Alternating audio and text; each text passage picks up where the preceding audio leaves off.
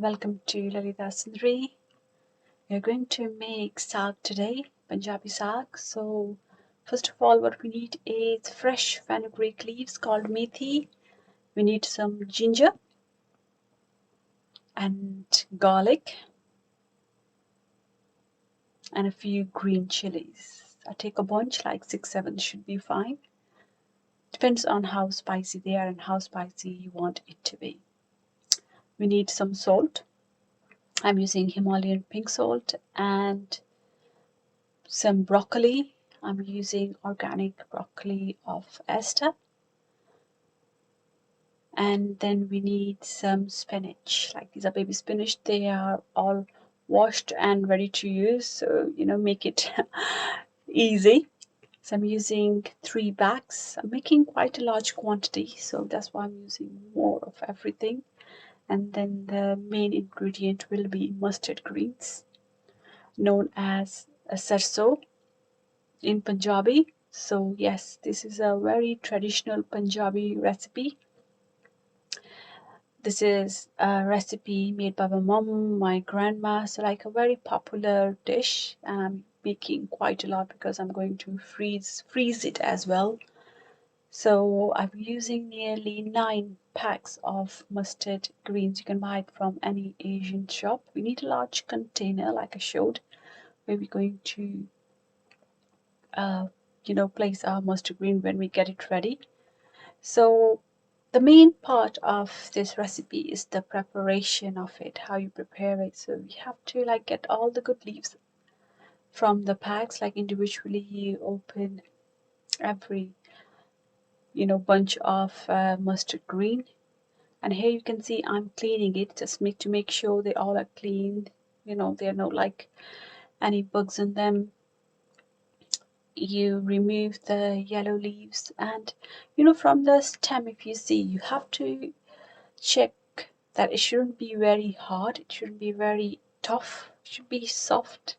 If it's too hard, then we need to remove it. Like you can see, I'm removing the hard stems from there because I want it to be all nearly tender. So here I'm showing as well in the video. So this part we have to see shouldn't be very hard, shouldn't be, where this is quite a hard one. So you can peel it from sides so you can have the soft part. The inner soft is fine, but yes, it shouldn't be very hard because when we prepare it and we get it ready, when we blend it, it doesn't even get blended very well. So like this, we clean bunch by bunch. So I do it bunch by bunch. So this will take a while to be done, but yes, but the reward is quite tasty. So yes, this recipe is kind of like when I was young, my grandma used to make it for my mom because my mom used to say like this recipe is a very, very time consuming, so she couldn't do it herself most of the time. So my grandma used to prepare it, and sometimes my grandma and my mom used to prepare it together. So here in the UK, I'm doing it myself on my own, but I have found it like a bit shortcut version of it. So you don't compromise on the taste. The taste is still the same delicious traditional taste, but you can reduce the time. You don't have to, spend whole day in kitchen preparing the saag called mustard greens. You will say this is like, in kind of typical in every Punjabi house. This is much adored recipe. Everyone loves it from young to old, with butter. Just it's kind of a mouth-watering recipe for everyone. And what I do is like you have seen, I use already washed spinach. So I use baby spinach. I use organic broccoli. I try to use the maximum products, which I can find are organic. So the spinach was organic, the broccoli is organic, the ginger and the garlic I'm using are organic as well. Unfortunately, I can't have organic mustard green. Sometimes I do grow them in my garden as well, but this time I bought it from shop. This was quite a rough bunch as well, which I found, to be honest, kind of, a learning for me again. It's like a challenge to get this ready because normally they are quite tender, the stems are quite good. But I don't know, this time when I thought I will, make a video and, show everyone how to do it, the batch which I got was quite tough. It took a lot of time. So you can see a lot of stems were hard. So I have to clean them individually. Yeah, so it was a hard work which was paid very well with a brilliant taste. And like I said, I make quite a lot of this so I can, freeze it in individual portions. So whenever I need it, I can use it. And they last long quite well in a freezer. So, sometimes I keep them for, to be honest, 3 months as well. So nothing happens to the frozen Saag. A Saag, you can see it's have all the greens in it. It's packed of green things. It's called mustard greens. It's like spinach again green, broccoli again green. Like it's just a greeny dish, and I love it. It's quite healthy as well. You have all the, if you want like to have a green treat to your body, so this is quite good. And try to get the fresh vegetables you can. Just make sure all of it is fresh when you use it. And then it's quite a simple recipe as well. So you don't need much of spices, not much of, you can say, these masalas or anything. It just basically it's just the salt. And I also use, we need some cornmeal, you can say maize flour or makki ka atta. We need it. We need it in the end. So just showed you like that's what I use. And then what we do is once we have cleaned one bunch, we are going to chop it. But don't it doesn't need to be very fine chopping. You can see I do quite like it's okay for me. You can see I don't do it very fine. I don't make it very chunky, but a decent size will be fine because eventually when it get cooked in a pressure cooker, so and then later on we will you blend it as well with the blender, so it get mixed up. As long as the stems are not hard, like I told you initially, it should be all okay. And this is how I chop it. And so you do this bunch by bunch. You chop it, and I will keep it separate in the container which I have. Is quite a large container. You need something, you have the biggest vessel in the house type of thing. For me it is. And just make sure it's all chopped and you use it in there. Here we go. Yes, so this is how I prepare the mustard greens, the sarso itself. They are easily available from any Asian market, Asian shop you go to. So I think they are always there kind of thing, all the year around.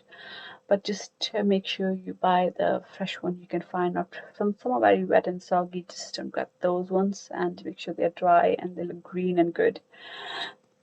And if there are a few yellow leaves here and there, then sometimes you have to work with it. It's just buy a bunch more. This is what I do if I think like there are a few yellow leaves in there which I can't do much about. So what I do is I buy a few extra bunch, because if I know if I have to remove some, so I still don't have to compromise on the amount I need.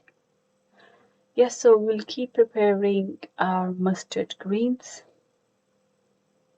and then afterwards, once we have done the mustard green, we will work on the methi. Here, what happened here was I actually, when I was picking so many mustard greens, by mistake picked something else as well. I was like wondering, what is this? This doesn't look like mustard green. By mistake, I still haven't worked out what I picked. It might have been spinach, but I don't know, by in error what I picked from the shop. But yeah, so I cleaned all my mustard greens, and now I'm moving next onwards to our fenugreek, methi leaves. You can grow them in the garden as well. They are at the minute growing in my garden. which I will show you in other videos. So what we'll do is we just get the leaves out. We don't need too much of the stems. So yes, the way I'm removing it, you can remove all the leaves and again keep them separate in a separate, yeah, again a container. This is a basket I use, this like use for washing because I have to wash it as well, so I thought to keep it in the basket, so you know, the less washing for me as well. And so yes, again, like I said, slowly you just keep all the leaves. They all are good as well anyway, so they all are green. And fenugreek is quite beneficial for us as well. So you know, if anybody has like for diabetic people, they say it's quite good. It has a lot of health benefits in the fenugreek leaves. It's quite healthy and it has a strong taste to it. It's a bit like a strong taste, but when you eat in this, you won't even know the difference. You won't even know this. Like I said, it's lower the blood sugar level, so it's good as well. And we will only use, you can say, a bunch of it. If you want to work with the ratios, how much we need of what, then I will say, uh, it's just like for example, you have six, you can say, packs of mustard greens, then you half of it, then three you will have of spinach, then reduce again that by further half.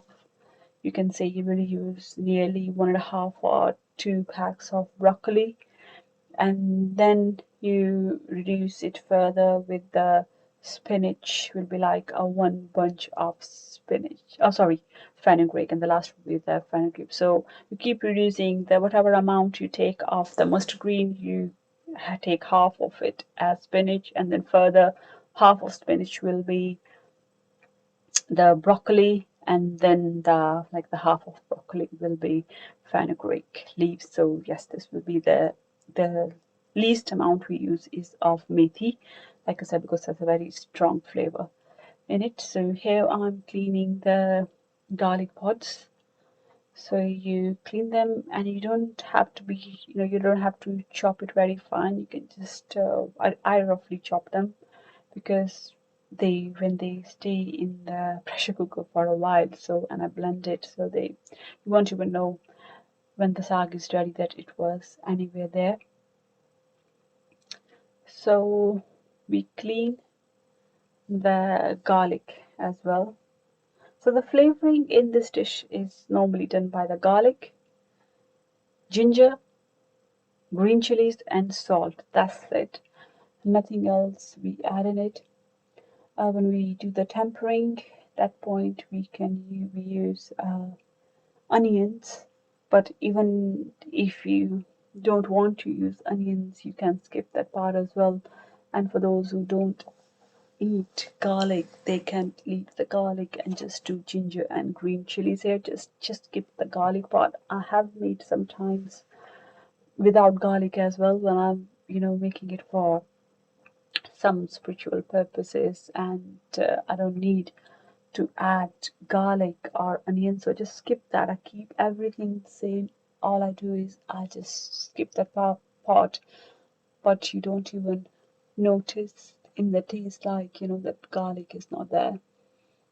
Yeah, of course you will see there's no onion, but it isn't, again, if it's well made, it will not compromise with the taste of the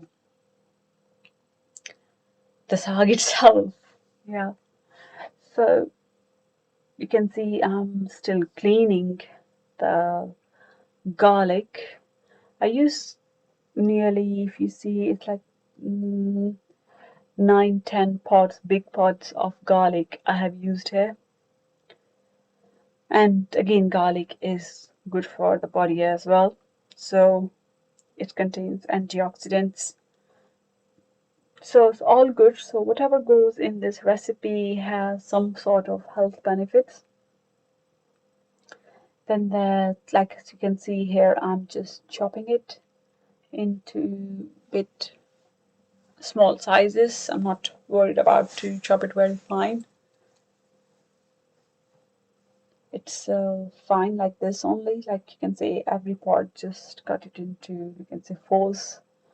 That should be okay. This is how I work with. And once we have done the garlic, what we're going to do is we're going to use garlic when we use fenugreek. So I add fenugreek, garlic, ginger, and green chilies all together.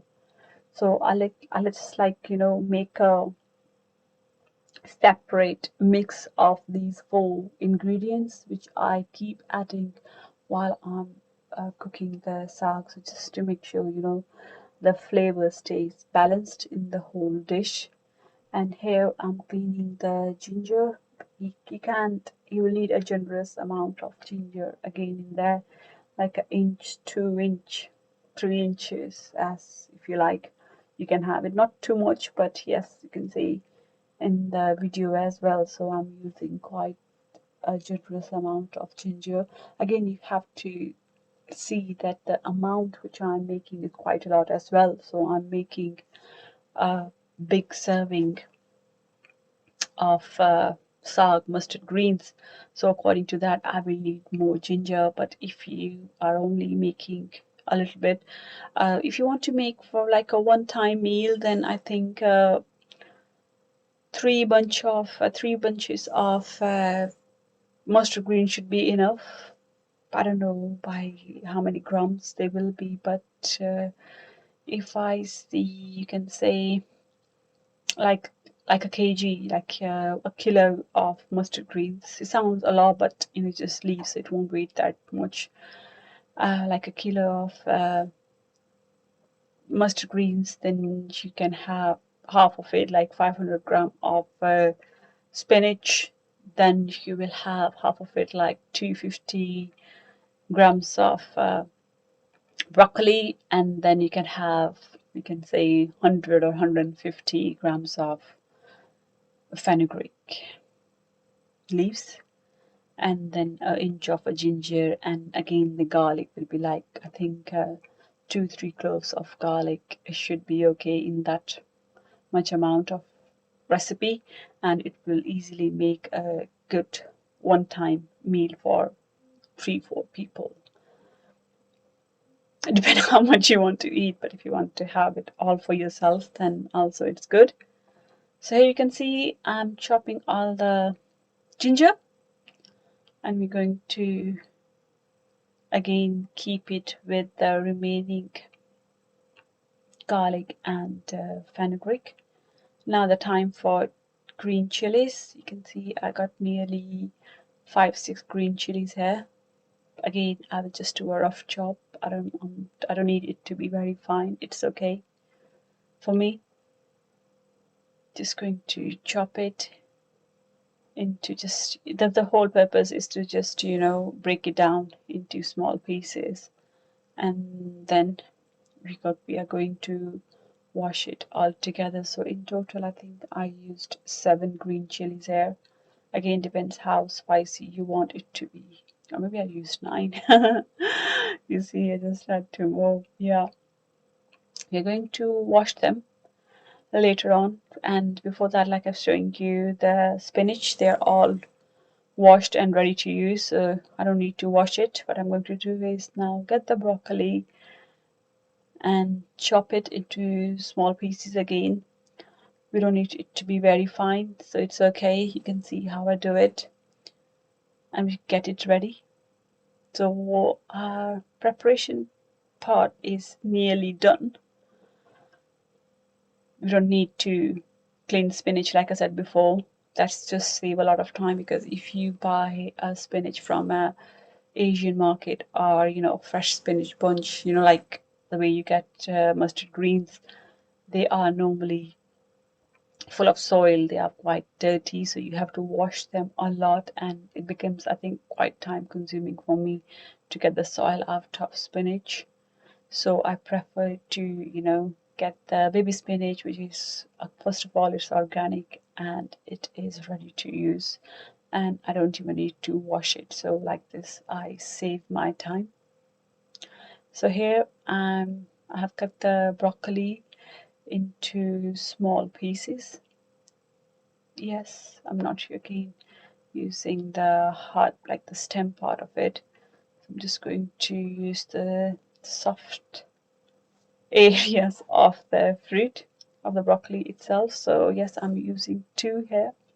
So I'm going to get them ready. They need to be washed. I will wash them, but I prefer to chop it first. Just make sure there are no insects or anything in the broccoli, and it helped me notice it first, so I can clean it and get ready for the wash, where we're going to wash everything and start with the cooking side of it. So we can see it is quite a time consuming recipe. I'm making a full video out here. I know it's a long video, but if you see it once, you will know what to do. I think this is proper like a deep learning type of thing, and everybody can make it. It just take your time, but it's so easy to do.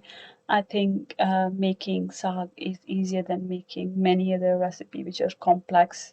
There's nothing complex, and it is a simple recipe and very heartwarming recipe and mouth-watering as well. Comfort food. So here you can see I took it to my sink and I'm going to wash it. The mustard greens, I wash them twice.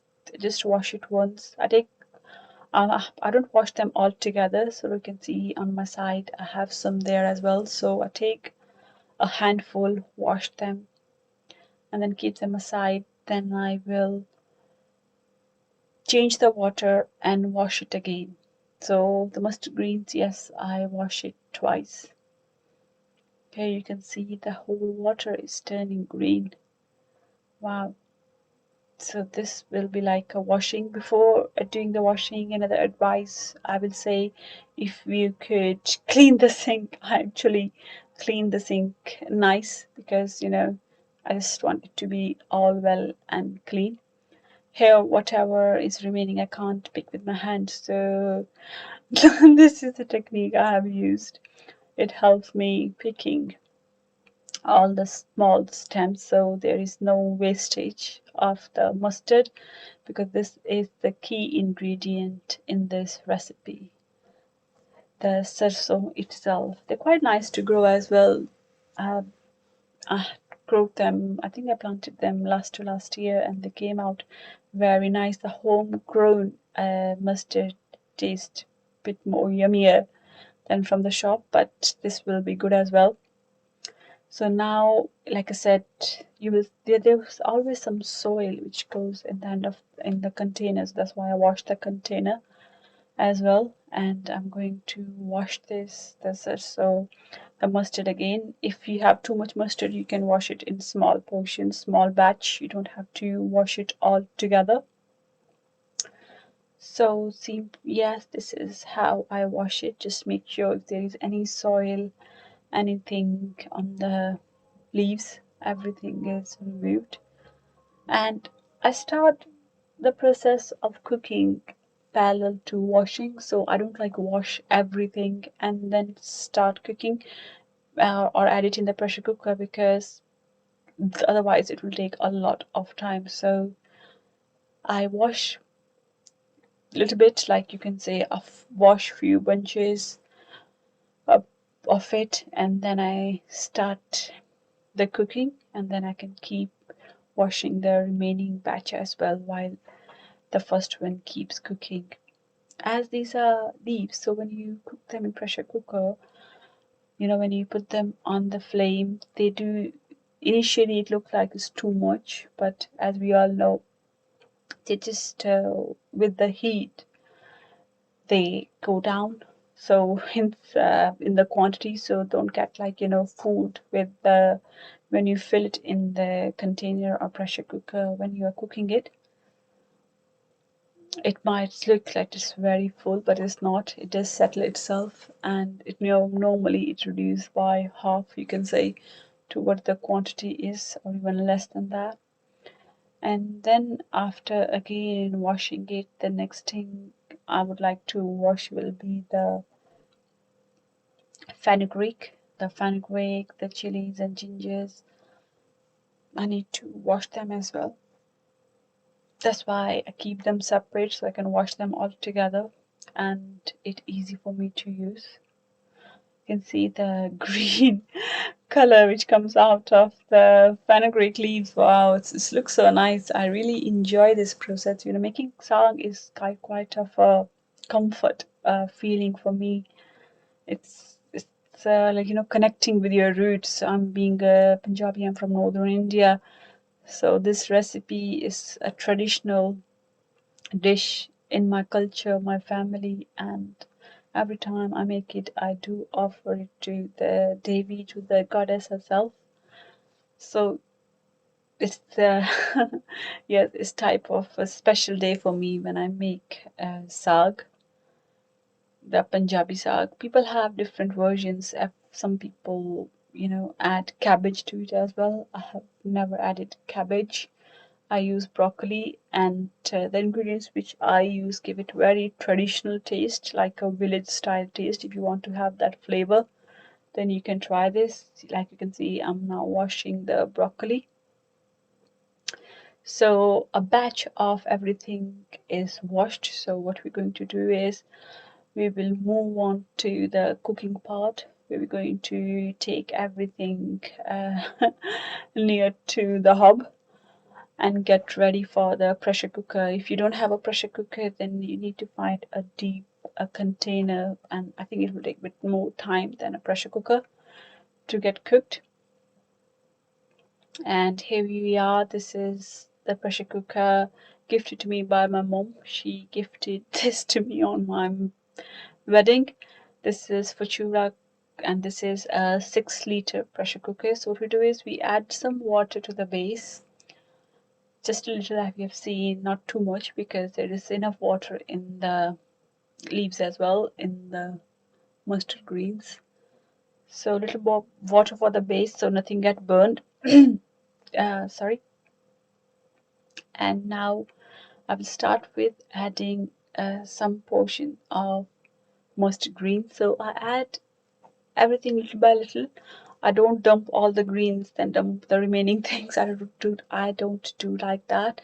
So I try to make a mix in the recipe because it will get cooked now. So to keep the flavors all good as well. So what I do is I I cook it while layering. So I'll put a layer of mustard greens first of all, because that's how we're going to start with. And this is the maximum amount of you can see the greens we have are the mustard greens. So these need to get cooked quicker than the rest. So we're going to add enough of mustard greens. You can see, like, seems like my pressure cook is nearly full, but it's not. Like I said, it keep going down with the heat. It softens itself and the moisture as well comes out. Then I'm going to add spinach. Like I said, my spinach is all ready and washed, so just baby spinach straight in the pressure cooker. Then we are going to add a handful of this mixture we have. This serves the purpose of flavoring for me. So a bunch of these, then I will top it up with the broccoli. So just making it, just giving it some more cuttings here, reducing the size a bit more, just to make it easily, just to try to cut it a bit more so that it can reduce the cooking time in a way. And after this, again, I will do the same process of layering. After broccoli, I will layer again with mustard, then spinach, then a handful of the fenugreek. Now I will add a spoon of salt. because this is the only spice we are using. It's not even a spice, we're just like using a salt as a flavor, just to add salt to it. And yes, and the same process again, like I said, a layer of mustard green, then some spinach, then you add the fenugreek and the broccoli. So I keep repeating the same process. And on the initial stage, I keep the flame bit high. I keep it like a bit more than medium because I want the cooking process to kick in quickly. It's because I have a lot to fill in that pressure cooker. It's quite surprising that I make this large amount of saag in this 6 liter of pressure cooker. It seems like it's all full, but yes, it handles it all. So once this is getting cooked on the hob, what I'm going to do is I'm going to wash the remaining, because there's still a lot there to wash. But if you are making a small portion, then yes, you can wash it all in once because you're not making a large batch. You can try with the small portion first and just keep layering it so that the flavor is all balanced and spread everywhere in the dish. Again, I'm adding all the broccoli as well. So they all are, if you see, they are healthy products. They all are greens, which we all need. We need to eat, everybody says you have green food for good eyesight as well. So it's quite a healthy dish. I love it. And you never get bored of it. I think I can have it every day, and you can even give it different taste. I mean, say different. Once it's ready, you can make some variation. Some, if you eat meat, you can, once it's all ready, you can just, when you do the tempering, you can add some make with meat as well. They add cooked meat and just mix it together. I'm vegetarian, so I don't do it. I've seen some people doing it. Or you can use corn. I've used corn, like the vegetarian substitute. I have tried it once. The corn pieces. When we do a tempering, you can cook them and then add the saag. Once the saag is all ready, when we create that paste, you can use it in that as well. Or in tempering, I normally do a tadka, the tempering of only onion. But if you want to again have a change in taste, you can add some tomatoes as well. So like I said, once the base ingredient, the saag itself, is ready, then there are a lot of things you can do with it. You can add in different recipes. You can have it with rice as well. So that's I leave it to your own experiments how you want to try it. Have you noticed I have moved the pressure cooker from one hob to the other? It was because of the temperature. I need a proper kick in heat. So we keep adding all the greens, and it keep pushing it down. And you will see at this point, you might not hear it, but there's a nice a sound it comes when it's getting cooked. It's just very nostalgic for me, when it takes you back to your childhood, because making this dish was type of a family gathering. My mom, my grandma, like my mom's mom and me, we all like sit together, have a chit chat, do all the cleaning, because at the time in India you don't get spinach or broccoli in bags, so you have to clean everything. They don't use broccoli in India, they use another ingredient called bathu. I don't know the English of bathu. I haven't seen in this country so far, but I substitute that green with broccoli. Mom actually like a lot. She liked my recipe. She think it tastes exactly the same. And even now, like in India now, broccoli is available. So even she add broccoli. Even she makes saag. She tell me over the phone, like making the saag the way you do it, and she actually liked the taste of it. It just give a nice creamy texture and the taste to it. It's make a big difference. If you have made saag, you will know, or if you have never tried, give it a try. This, I think everybody will love it. And the it's you can see, people who are not tolerant to very spicy food, this is very good for them, because technically there is no spice in it. It's only green chilies. You can skip that green chilies if you don't want it. Then it's only like greens and salt and some garlic and ginger. So what we do is, I think once all is in, we will cover the pressure cooker. And because this is a electric hob, like at the minute I have an electric hob, soon I'm getting it replaced with a gas cooker. But for an electric hob, a half an hour is fine to, once you have closed the pressure cooker, so half an hour on medium flame is okay to cook it. Like you can see, I have topped it up with some more salt. So in this recipe I use 2 spoons of salt. So salt is something according to your taste. I don't eat too much of salt, so for me this is okay. And this is quite a lot of saag as well, so quite a lot of mustard greens. You can add salt later as well. So I will say, while you are preparing it in the pressure cooker, don't add too much of salt, because salt can be added at any point. You add a little.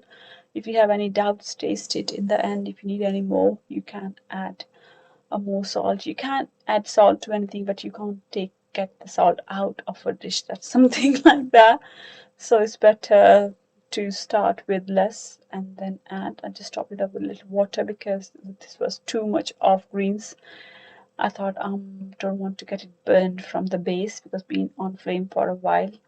So now this is fully packed, but you will be surprised to see how that it when we will open the pressure cooker after half an hour, how it will be just like half of what it is.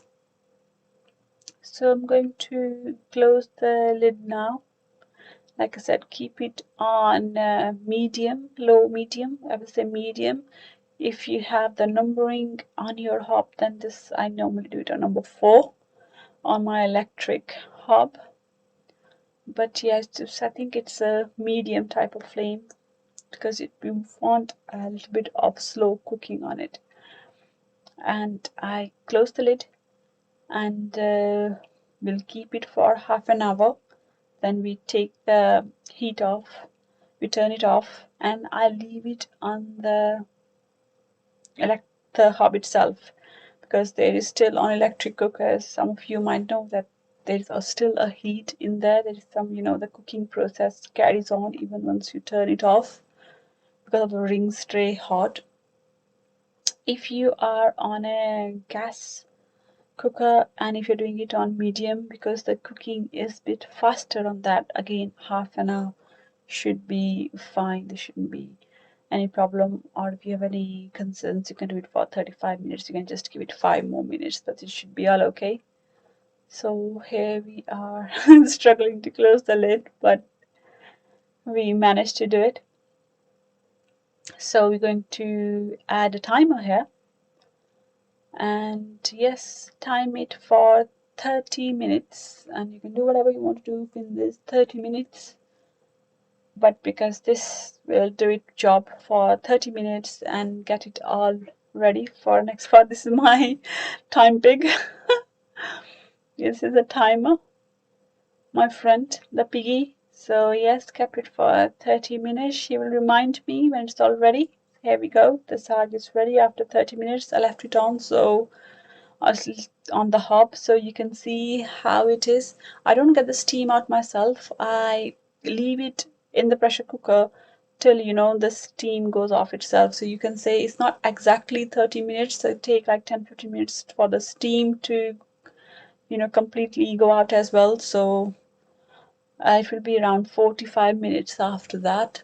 So here we go. You can see how the saag look. There is some water in there as well, but now what we are going to do is we are going to blend it.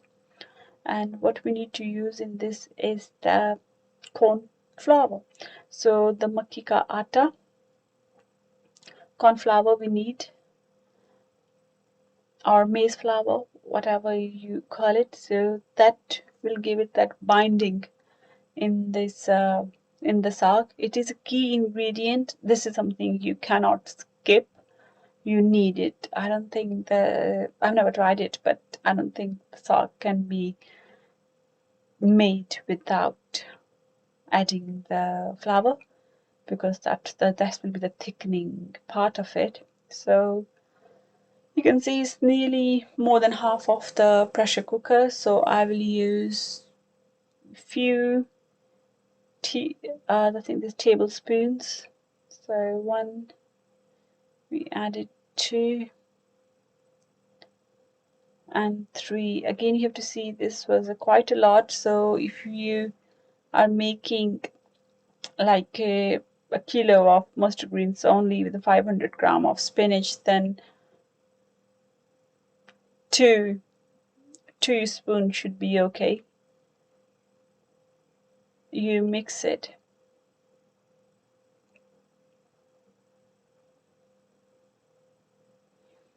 Once it mixed, and then we're going to use a blender to blend it all and to get the paste we need.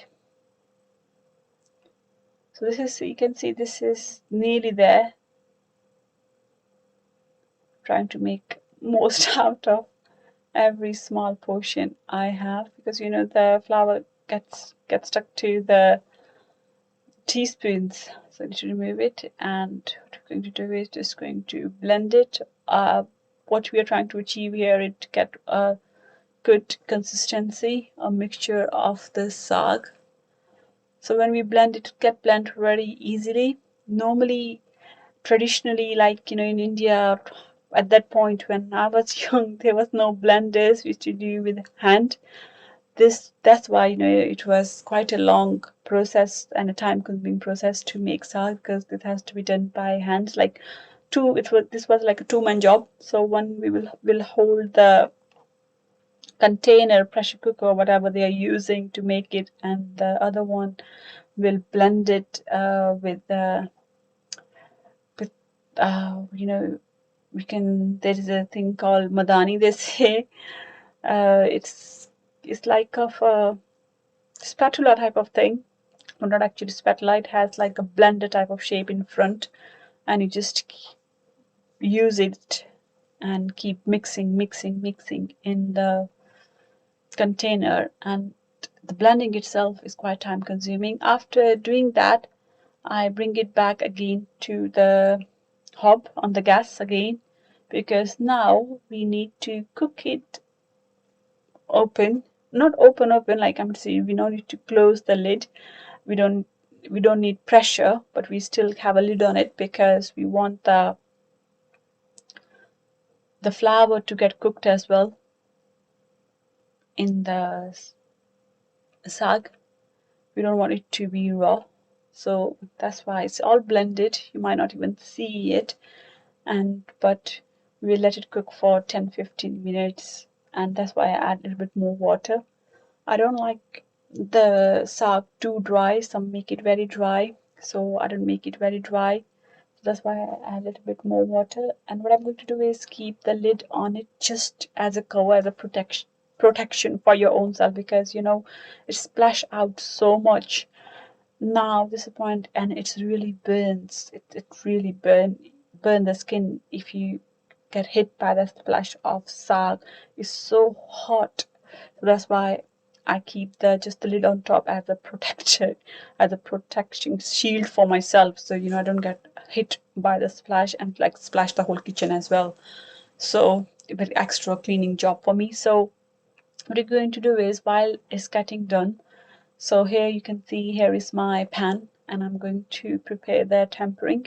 And the tempering, like tadka, is so easy for saag. It's the easiest tadka you can ever make. So you can make it in butter as well, clarified butter, the ghee, but I'm making it in uh, or, uh, olive oil. So if you see, I'm using few cloves of garlic and one onion. That's it. I'm using red onion. So I left the camera on the pan itself, but on the side I'm just chopping. This time we'll chop it fine. The garlic, and yes, 2-3 cloves of garlic, and 1 onion should be okay. So it was a medium size onion. It's not even a big, a very big onion. And you can see over there the saag is getting ready and getting the final cooking done on the saag with the tempering. So like I said, when you don't want to add garlic or onion, so how you going to do the tempering? So what you do over there is I just do the tempering of ginger and a chili. I do that. So I still add some oil in the pan, and I will chop some ginger and a green chili, and just do the tempering of them and add the saag in there. So try it.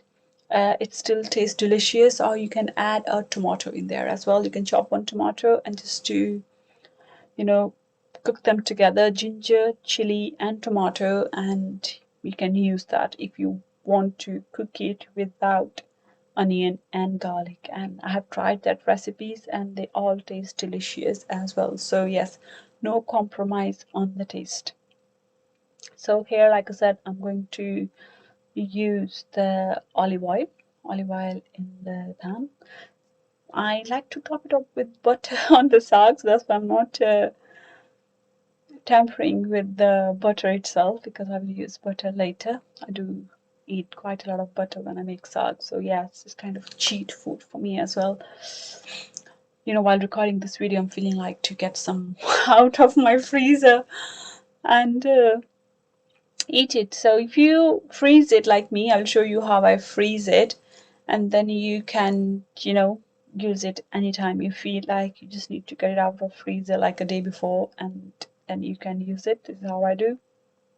So there is no need of any cumin seed, no garam masala, nothing like this. It's very simple cooking but full of flavor, and once you try it, you would like to make this like your special dish and have it all the time whenever you want.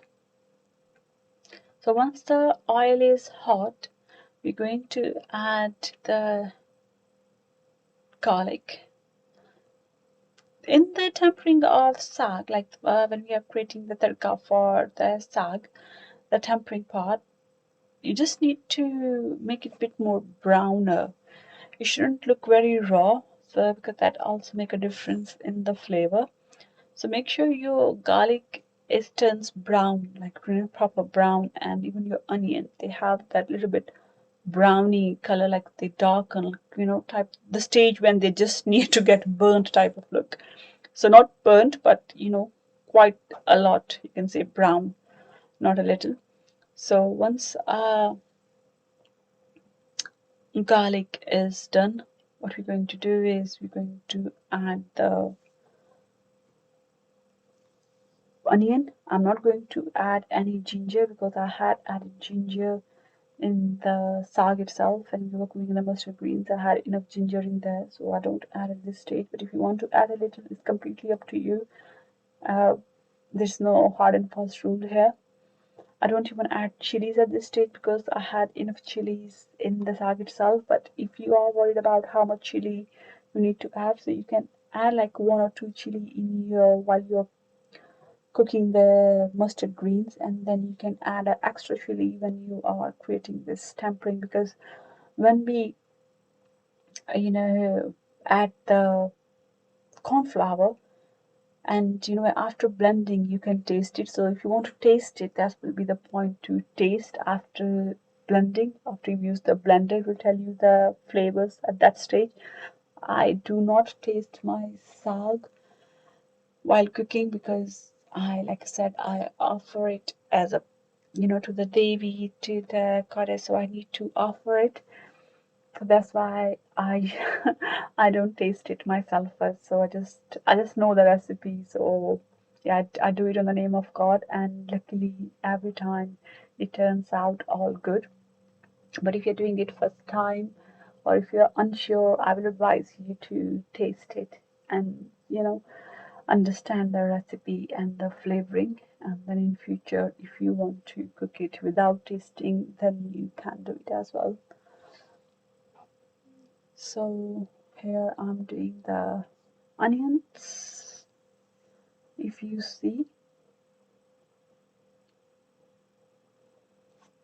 So once this onion will be done, oh, actually I did a chili. I don't even remember myself. Actually, I did a chili here. Yeah, you can add chili as well. I actually added a chili. I didn't remember I did a chili, but I did. Yeah, so if you need it like I did, add a chili if you want to give it a bit more kick. I even eat it without tempering as well, to be honest. But my husband like this, that got this tempering, so I do it.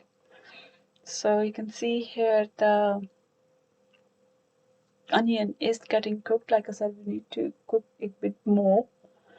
It needs to be properly cooked and properly browned, because that will add a taste and make a difference to your saag. And once it all brown, then we add the saag in it. We need to check it first as well to see. Yes, keep checking it in between to see it's all good. If you don't, check it, sometimes it gets stuck on the base, it could get burnt. So keep mixing and be careful not to get hit by the hot greens. Like I said, they do burn the skin if you get hit by them. So we are nearly at the end of making this saag, and I enjoy it with makki ki roti, with the maize flour roti, mm, which I will make. It's the yellow roti. It tastes very nice with it. I think that's the traditional combination. They say makki ki roti and sarson ka saag and butter. So I try to create that traditional experience and have that experience far away in England itself, so you can still enjoy your traditional food over here. And I even cook this all on a electric hob. If you do it on a gas cooker, so everything will be much faster than the way it gets cooked here. So I'm getting a gas cooker soon, so if I make something over there, or if I make saag on gas cooker, and if the timings are different, I will just give an update and tell you if there's any difference in the timings. But I think they shouldn't be much of the difference, because the cooking on gas is a bit fast as well. So we're just waiting for this onion to go brown to get ready, so we can add the saag to it. And all what we need to do now is just add saag in this, mix it, give it a little bit more of heat, and you can just serve. If you have your roti or your bread ready, you can have it with boiled rice as well, and you can have it with bread. I have actually tried with the white bread as well when I'm rush to make the Indian bread. It's quite nice and warm. So once, like I said, everything goes brown, there is no other spices in there. Like in every Indian dish, they add cumin seeds in saag. You don't even need that. All you need is some salt. If you have some salt with you, yes, that's it. That's only what you need. So once these onions are all fully ready, so we are going to add the saag in it, and then we are going to mix it all well and just heat and serve. I do make homemade butter. The homemade butter goes very well with this. If I, can do it, then I make the homemade butter. It tastes very nice. In India, we used to have white butter. It's like made of buffalo's milk. That's the traditional butter we used to eat. I do miss it. So when I go India, I have a lot of butter, to be honest. I have to ask my mom, to make fresh butter every day for me in paranthas and saags. I just go crazy with the white butter. Like here, I'm showing you how brown it should be. You can see it's quite brown over here. So this is the stage which we need. of onion if you are adding onion in it, and the garlic is fully brown as well. All what we are going to do here is, once it reach this stage, you can see it's have a lot of oil is out as well, and we are going to add the saag in this, the mustard greens. Few scoops of saag should be fine. Depend how much are you tempering. I don't temper all of it. I just temper it in small portions because the remaining I will freeze. You can see I have taken it off the gas off as well, so the saag is ready. So we don't need to cook the mustard greens any further. All we need to do is just add it in the tempering, and again, yes, it should be all ready. Here we go. So most awaited moment. Let's look at this yummy saag. You can see how beautiful it looks. You don't even need to add, like I said, there's no spices in this, but it looks delicious. I can bet you on that. It's so delicious. Look, you can see I just used three. You can see 3 cups kind of thing, not even a cup. So 3 scoops. This is a big scoop in there, and that's it. So you can see the onion and garlic is all brown. We just mix it like this. And the saag, oh, the mouth-watering saag is all ready. We let it all mix together so the flavors get kicked in. It's a very comforting, very easy. Yes, it takes some time, but the reward is worth the time. So I think I add a bit more. I like to, enjoy it a bit more. So, and what we're going to do is we're going to remove it from the heat, so we don't want it to get cooked any further. And our saag is all ready, and the saag will be served with makki ki roti, and I will show you a quick view of how I make my makki ki roti. It's very easy, but yes, you can see it, and our saag is all ready to go, all good.